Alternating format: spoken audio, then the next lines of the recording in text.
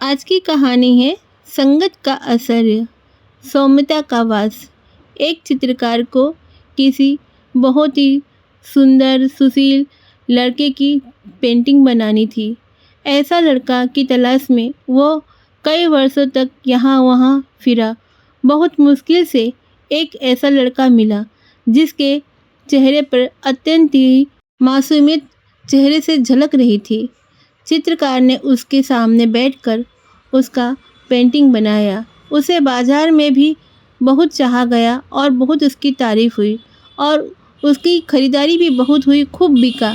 चित्रकार और पेंटर की दोनों की बहुत तारीफ हुई और बहुत पैसा कमाया, बहुत सारा पैसा कमा लिया उसने इतने दिनों में।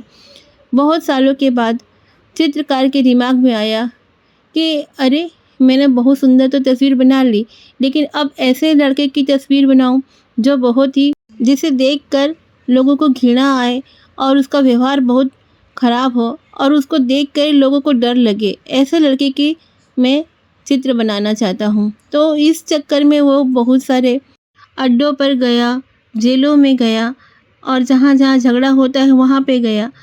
एक लड़का उसको इस तरीके का मिल गया और उनको लेकर आया, उनका पेंटिंग बनाया। पेंटिंग बहुत बिकी, लोगों ने बहुत देखा, बहुत उनकी तारीफ हुई।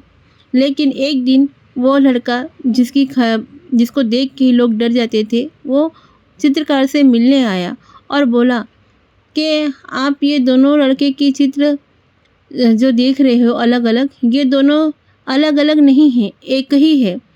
तो वो पेंटर उसको देखते ही रह गया कि अरे ये कैसे हो गया, इतना बड़ा रहस्य। चित्रकार चुपचाप उसको आश्चर्य होकर पूछा, तुम्हारे अंदर इतना बड़ा परिवर्तन कैसे आया, इतने दुष्ट व्यक्ति कैसे बन गए। वो लड़का तुरंत मुंह ढक कर रोने लगा और उसने कहा कि मेरी दोस्ती गलत लोगों से हो गई। पहले मैं जब छोटा था तो मेरी दोस्ती बहुत अच्छे अच्छे दोस्तों से मेरी हो रही थी, तब मेरे चेहरे पर बहुत सुंदरता और बहुत ही सरलता थी, बहुत अच्छा दिखता था मैं।